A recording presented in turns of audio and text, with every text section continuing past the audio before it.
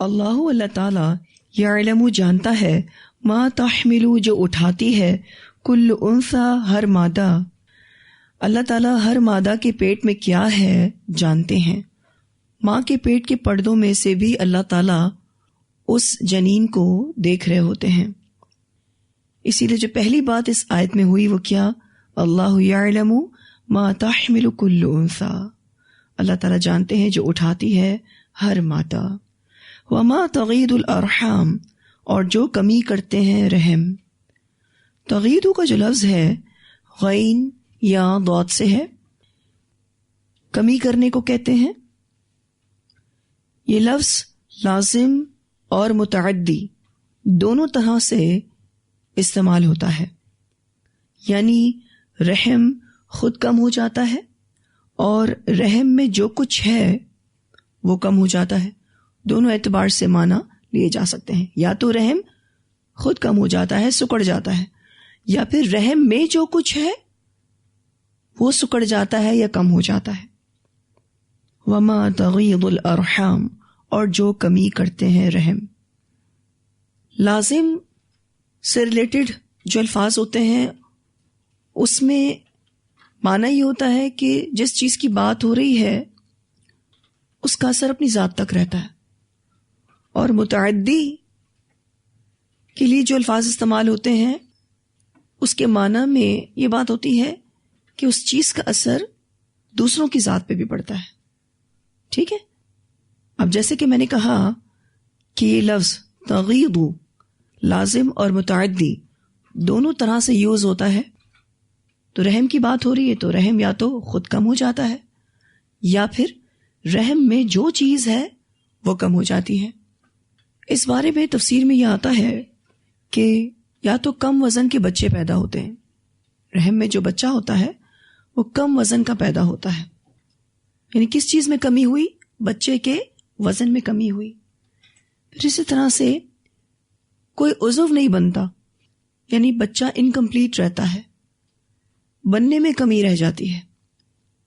یا پھر water bag کہہ لیں یا واٹر سیک کہہ لیں، اس میں پانی کی مقدار کم ہو جاتی ہے. وہ جو پانی کی تھیلی ہوتی ہے نا جس میں بچہ بڑھتا ہے، اس پانی میں کمی ہو جاتی ہے. یا پھر اشارہ حیض کی طرف ہے، کچھ خواتین کو حیض کم آتے ہیں، ان کو بلیڈنگ کم ہوتی ہے یا پھر کم دن کے لیے آتے ہیں، تو حیض کی طرف بھی اشارہ ہے. ایک اور تفسیر یہ بھی کی جاتی ہے کہ پریگننسی کے بعد جسم سکڑ جاتا ہے یا رحم مادر سکڑ جاتا ہے. ٹھیک ہے نا، جیسے پریگننسی ختم ہوتی ہے ماں کا جسم سکڑنا شروع ہو جاتا ہے، اسی طرح سے یوٹرس بھی سکڑنا شروع ہو جاتا ہے. ڈیورنگ پریگننسی یوٹرس کا سائز کافی بڑا ہو جاتا ہے، لیکن جیسے ہی ڈیلیوری ہو جاتی ہے یوٹرس سکڑنا شروع ہو جاتی ہے اور اپنی اوریجنل فارم پر کچھ ماہ میں آ جاتی ہے. پھر آیت کے اس حصے کی تفسیر یہ بھی کی جاتی ہے کہ اس میں حمل کے ساقط ہونے کا معنی ہے، یعنی ڈی این سی ہو جاتی ہے. وما تزداد، اور جو بڑھاتے ہیں. تزداد کا جو لفظ ہے زا یا دال سے ہے، زیادہ ہونا، بڑھنا. اس کی تفسیر میں مفسرین کہتے ہیں کہ بچے اوور ویٹ ہو جاتے ہیں، یعنی رحم مادر میں جو بچہ ہوتا ہے اس کا وزن ایکسٹرا ہو جاتا ہے، یا پھر ایک سے زیادہ عضو بن جاتے ہیں، یعنی 5 فنگرز کی جگہ 6 فنگرز بن جاتی ہیں، تو ایک سے زیادہ عضو بن جاتے ہیں. یا پھر واٹر سیک میں پانی کی مقدار زیادہ ہو جاتی ہے. پھر ایک معنی یہ بھی کیا جاتا ہے کہ پریگننسی میں جسم اور بچہ دانی کا سائز بڑھ جاتا ہے. ایک اور تفسیر یہ کی جاتی ہے کہ یہاں سے مراد بچے کا مکمل حالت میں پیدا ہونا ہے. تو اللہ سبحانہ تعالیٰ جانتے ہیں جو بھی مادہ کے پیٹ میں ہے، اور اللہ تعالیٰ یہ جانتے ہیں کہ رحم کیا کچھ کمی کرتے ہیں، اور اللہ تعالیٰ یہ بھی جانتے ہیں کہ رحم میں کن چیزوں کا اضافہ ہو جاتا ہے. پھر یہ کہ ہر مادہ کے پیٹ میں کیا ہے، مذکر ہے یا مؤنث ہے، خوبصورت ہے یا بدصورت ہے، نیک بخت ہے یا بدبخت ہے، اللہ سب کچھ جانتے ہیں۔ اس بارے میں کچھ روایات بھی آتی ہیں۔ نبی اکرم صلی اللہ علیہ وسلم نے فرمایا، تم میں سے ہر ایک 40 دن تک اپنی ماں کے پیٹ میں نطفے کی حالت میں رہتا ہے، پھر اتنے ہی دنوں تک وہ جمے ہوئے خون کی صورت میں رہتا ہے، پھر اتنے ہی دنوں تک گوشت کا لوتھڑا رہتا ہے، پھر اللہ تعالیٰ ایک فرشتہ بھیجتا ہے جسے 4 چیزیں لکھنے کا حکم ہوتا ہے، چنانچہ وہ اس کا رزق، اس کی عمر، اس کا عمل اور نیک اور بد ہونا لکھ لیتا ہے۔ اسے بخاری نے روایت کیا ہے۔ ایک اور روایت آتی ہے، نبی اکرم صلی اللہ علیہ وسلم نے فرمایا، فرشتہ پوچھتا ہے کہ اے اللہ، مرد ہوگا یا عورت، شقی ہوگا یا سعید، اس کی روزی کیا ہے اور اس کی موت کب ہوگی؟ تو اسی طرح یہ سب باتیں ماں کے پیٹ میں ہی لکھ دی جاتی ہیں۔ اسے بخاری نے روایت کیا ہے۔ ایک اور روایت آتی ہے، نبی اکرم صلی اللہ علیہ وسلم نے فرمایا، غیب کی کنجیاں 5 ہیں جنہیں اللہ تعالیٰ کے سوا کوئی نہیں جانتا۔ کوئی نہیں جانتا کل کیا ہونے والا ہے سوائے اللہ تعالیٰ کے۔ کوئی نہیں جانتا کہ رحموں میں کیا ہے، یعنی نر ہے یا مادہ، نیک ہے یا بد، سوائے اللہ کے۔ کوئی نہیں جانتا بارش کب ہوگی سوائے اللہ کے۔ کوئی نہیں جانتا کہ وہ کہاں مرے گا سوائے اللہ کے، اور کوئی نہیں جانتا قیامت کب آئے گی سوائے اللہ کے۔ اسے بخاری نے روایت کیا ہے۔ یہ غیب کی 5 کنجیاں ہیں جو اللہ کے سوا کوئی نہیں جانتا۔ لیکن اب آپ دیکھیے کہ الٹرا ساؤنڈ کے ذریعے یہ پتہ چل جاتا ہے کہ لڑکا ہے یا لڑکی، ٹھیک ہے، لیکن یہ نہیں پتہ چلتا کہ خوش قسمت ہے یا بدقسمت، یہ نہیں پتہ چلتا کہ زندہ بھی رہے گا یا مر جائے گا، اس کی زندگی کتنی ہے، کچھ نہیں پتہ چلتا۔ کچھ تھوڑی بہت نالج تو مل جاتی ہے، لیکن جو کمپلیٹ نالج ہے وہ صرف اور صرف اللہ کے پاس ہے۔ اسی طرح سے آپ دیکھیں تو بارش کی پریڈکشنز بھی کی جاتی ہیں، لیکن کنفرمیشن پھر بھی نہیں ہوتی۔ کبھی پیشین گوئی کے مطابق بارش ہو جاتی ہے اور کبھی بارش نہیں ہوتی۔ تو اللہ سبحانہ تعالیٰ کے پاس ہی غیب کی کنجیاں ہیں۔ پھر اللہ تعالیٰ فرماتے ہیں وَكُلُّ شَيْءٍ، اور ہر چیز عِندَهُ، اس کے پاس، بمقدار، ساتھ ایک اندازے کے ہے۔ ہر چیز، عمر ہو، رزق ہو، طے شدہ مقدار میں اللہ تعالیٰ کے پاس لکھی ہوئی ہے۔ کس کو کتنی عمر ملے گی، کس کا کتنا رزق ہوگا، یہ سب کچھ لکھا ہوا ہے۔ اب آپ دیکھیے کہ یہ جو ہم ابھی بات کر رہے تھے کہ جو پانی کی تھیلی ہے، واٹر سیک ہے، اس میں پانی اللہ چاہے تو کم ہو جائے، اللہ چاہے تو بڑھ جائے۔ اللہ تعالیٰ جانتا ہے پانی کم ہو گیا، اللہ تعالیٰ جانتے ہیں پانی بڑھ گیا۔ اب اگر ماں ایک گھڑا پانی پی جائے تو کیا اس واٹر سیک میں اضافہ ہوگا پانی کا؟ ہوگا بھی تو صرف اتنا ہی جتنا اللہ چاہے گا۔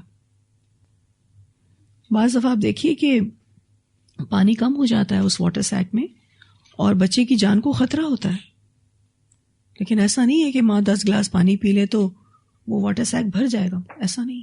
ہاں، اس میں اضافہ ہو سکتا ہے اگر اللہ چاہے۔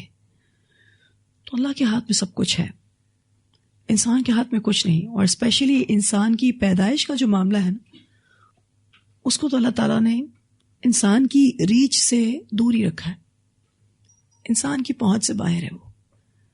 اور یہ اتنی بڑی نشانی اللہ تعالیٰ کی قدرت کی، اللہ تعالیٰ کی توحید کی، یہ اللہ کے سوا کوئی نہیں کر سکتا۔ ہر چیز اللہ کے پاس ایک طے شدہ مقدار میں موجود ہے، ایک اندازے کے ساتھ اللہ تعالیٰ نے سب کو پیدا کیا ہے۔ ایک روایت جو ہم نے سورہ یوسف میں بھی پڑھی تھی، وہ یہاں بھی کوٹ کی جاتی ہے۔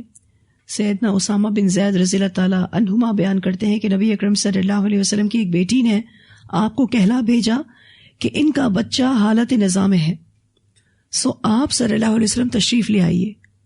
آپ صلی اللہ علیہ وسلم نے ایک قاصد کے ذریعے سلام بھیجا اور یہ دعا دی، ان للہ ما اخذ ولہ ما اعطى وکل شیء عنده باجل مسمى فلتصبر ولتحتسب۔ اللہ تعالیٰ ہی کے لیے ہے جو کچھ اس نے لیا اور اسی کے لیے ہے جو کچھ اس نے دیا، اور ہر چیز کے لیے اس کے ہاں ایک وقت مقرر ہے، لہٰذا اسے چاہیے کہ صبر کرے اور اجر و ثواب کی امید رکھے۔ اسے مسلم نے روایت کیا ہے اور بخاری میں بھی یہ روایت آتی ہے۔ اللہ سبحانہ تعالیٰ نے ہر چیز کو ایک اندازے کے ساتھ مقرر کر رکھا ہے۔ آپ کے اور میرے نصیب میں جتنا رزق لکھا ہے نا، کھائے پیے بغیر مریں گے نہیں، اور آپ کا جہاں دانا پانی لکھا ہے نا، آپ وہاں بھی پہنچیں گے۔ کبھی آپ نے اس چیز کو فیل کیا ہو کہ آپ اچانک کسی کے گھر چلے جاتے ہیں اور وہ آپ کے لیے کھانے پینے کا اہتمام کر لیتا ہے، آپ کی تو سوچ میں بھی نہیں ہوتا کہ آج کا ڈنر یا لنچ آپ فلاں جگہ جا کر کریں گے، پھر آپ سوچتے ہیں کہ اچھا آج میرا دانا پانی یہاں ان کے گھر میں لکھا تھا۔ کبھی آپ نے ایسا فیل کیا ہو؟ اور آپ کے آنے سے پہلے آپ کا رزق اس پرٹیکولر گھر میں اترا تھا، کیونکہ رزق پہنچانے والی ذات صرف اور صرف اللہ کی ہے۔ کیونکہ بعض دفعہ ہمارے گھر کوئی مہمان آ جاتا ہے تو ہم سوچتے ہیں کہ شاید ہم اس کے لیے کچھ پریپریشن کر رہے ہیں، ہم نے اپنے پیسوں میں سے نکال کے اس کو کچھ کھلا پلا دیا، تو ایسا نہیں ہے، وہ اپنے نصیب کا خود لے کر آتا ہے۔ کیوں؟ اللہ تعالیٰ نے ہر چیز کو اندازے کے ساتھ پیدا کیا ہے۔ اس دنیا میں جتنی بارش برسنی ہے نا قیامت تک، وہ بھی پیدا کر دی اللہ تعالیٰ نے۔ تو آپ اللہ سبحانہ تعالیٰ کے علم کی وسعت کو سمجھ سکتے ہیں، اللہ سبحانہ تعالیٰ کی قدرت کا اندازہ لگا سکتے ہیں۔ پھر ایسے رب کی ہی عبادت ہونی چاہیے، اور وہ اکیلا ہے، کیونکہ اگر اس کا کوئی شریک ہوتا تو یہ ڈسپلن تو آ ہی نہیں سکتا تھا، یہ مینجمنٹ تو آ ہی نہیں سکتی تھی۔ ہر کوئی اپنا اپنا اندازہ بتاتا کہ میرے اندازے کے مطابق اتنا ہونا چاہیے، میرے اندازے کے مطابق اتنا ہونا چاہیے، جھگڑا ہوتا، فساد ہوتا، اتنی منظم کائنات تو نہ ہوتی۔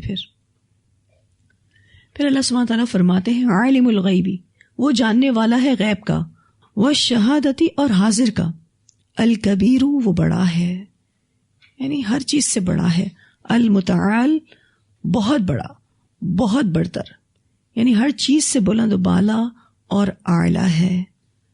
اللہ سبحانہ تعالیٰ عالی رتبہ ہے، عالم الغیبی والشہادت الکبیر المتعال۔ اللہ سبحانہ تعالیٰ کی بہترین تعریف ہے اس آیت میں کہ وہ غیب کا جاننے والا ہے، جو چیزیں میری اور آپ کی نظروں سے پوشیدہ ہیں وہ اس کو بھی جانتا ہے، اور جو ہم دیکھ سکتے ہیں وہ اس کو بھی جانتا ہے۔ پھر یہ کہ وہ ہر چیز سے بڑا ہے، اس بات کا اظہار تو ہم نماز میں کئی بار کرتے ہیں۔ جب آپ اپنی پوزیشن نماز میں چینج کرتے ہیں تو کیا کہتے ہیں؟ اللہ اکبر، اللہ سب سے بڑا ہے۔ اور یہ کلمہ ایسا ہے کہ جس کو اگر ہم دل سے ادا کریں نا، اللہ اکبر یا پھر اللہ اکبر کبیرہ، تو اللہ کی بڑائی دل میں پیدا ہوتی ہے۔ سواؤن برابر ہے، یعنی اللہ کے علم میں، منکم تم میں سے، من جو اسر القول چھپائے بات کو، ومن اور جو کوئی جہر بہی ظاہر کرے اس کو، ومن ہوا اور جو کوئی کہ وہ مستخفن چھپنے والا ہے باللیلی رات کو، وہ ساربن اور چلنے والا ہے بالنہار دن کو۔ اللہ تعالیٰ کا علم ہر ظاہر اور چھپی چیز کا احاطہ کیے ہوئے ہے۔ اگر کوئی شخص آہستہ آواز میں بات کرے، اللہ تعالیٰ کو کوئی ایشو نہیں، اللہ سن سکتے ہیں، اور اگر کوئی اونچی آواز میں بات کرے تو بھی کوئی مسئلہ نہیں۔ یہ جو بات ہوئی کہ جو کوئی آہستہ آواز میں بات کرے، اللہ اس کو بھی جانتا ہے۔ اس بارے میں ایک روایت بھی آتی ہے، سیدہ عائشہ رضی اللہ تعالیٰ عنہ بیان کرتی ہیں کہ ساری تعریف اس اللہ رب العزت کے لیے ہے جو ہر قسم کی آواز کو سنتا ہے۔ یقیناً جب سیدہ خولہ رضی اللہ تعالیٰ عنہ رسول اللہ صلی اللہ علیہ وسلم کے پاس آئیں اور اپنے خاوند کی شکایت کی، تو انہوں نے بڑی آہستہ آواز میں بات کی جو میں نہ سن سکی۔ اور اس وقت نبی اکرم صلی اللہ علیہ وسلم کے جو گھر تھے وہ کپڑے کے بنے ہوئے تھے، خیمے ہوا کرتے تھے نا، تو حضرت عائشہ رضی اللہ تعالیٰ عنہ سیدہ خولہ رضی اللہ تعالیٰ عنہ کی بات نہیں سن سکی تھی، اتنی آہستہ آواز میں وہ نبی اکرم صلی اللہ علیہ وسلم سے بات چیت کر رہی تھی، لیکن اللہ تعالیٰ نے ان کی بات سن لی، اور اسی لیے پھر اللہ تعالیٰ نے یہ آیت اتاری، قد سمع اللہ قول التی تجادلک فی زوجہا وتشتکی الی اللہ واللہ یسمع تحاورکما ان اللہ سمیع بصیر۔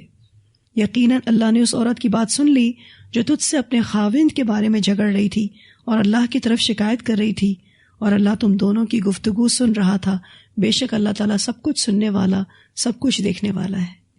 تو اللہ تعالیٰ کے لیے کچھ مشکل نہیں۔ آپ آہستہ آواز میں بات کریں، ایون آپ کبھی دل میں بھی کوئی بات کرتے ہیں نا اور وہ فوراً پوری ہوتی ہے، تو کس بات کا احساس اللہ آپ کو دلاتے ہیں کہ اللہ تعالیٰ تو دلوں کے حال بھی جانتا ہے۔ آپ کے دل کے اندر کوئی چھپی چیز ہے، اللہ اس کو بھی جانتا ہے۔ کوئی ایسی خواہش جو آپ کے دل میں ہی رہ گئی لیکن اللہ پوری کر دیتا ہے، کیونکہ وہ رب ہے کہ جو سینوں کے بھید کو بھی جانتا ہے۔ اس اللہ سبحانہ تعالیٰ کے علم کی وسعت اس آیت میں بیان کی جا رہی ہے کہ جہاں وہ غیب کو جاننے والا ہے، جہاں وہ حاضر کو جاننے والا ہے، وہ بہت بڑا ہے، وہ بہت عالی رتبہ ہے، اس کے لیے کچھ مشکل نہیں، اس کے لیے برابر ہے کوئی آہستہ آواز میں بات کرے، کوئی اونچی آواز میں بات کرے، وہ تو ساری آوازوں کو سن لیتا ہے، ساری باتوں کو سن لیتا ہے۔ اور پھر یہ جو آگے بات ہو رہی ہے، اور وہ جو چھپنے والا ہے رات کو، یعنی رات کے اندھیرے میں اپنے گھر کے کسی کونے میں کوئی چھپا ہوا ہو، اللہ اس کو بھی جانتا ہے۔ اور جو دن کی روشنی میں کھلم کھلا چلنے پھرنے والا ہو، وہ سارب بالنہار، اللہ سب کو جاننے والا ہے۔ اللہ کے علم میں سب برابر ہیں، یعنی ایسا نہیں ہے کہ چھپنے والے کو اللہ کم جانتا ہے اور دکھنے والے کو اللہ زیادہ جانتا ہے، نہیں، اللہ تعالیٰ کے علم میں سب برابر ہیں۔ اسی لیے آپ دیکھیے بات شروع کہاں سے ہو رہی ہے، سواء منکم، برابر ہے اللہ کے علم میں تم میں سے، من اسر القول ومن جہر به ومن هو مستخف باللیل وسارب بالنہار۔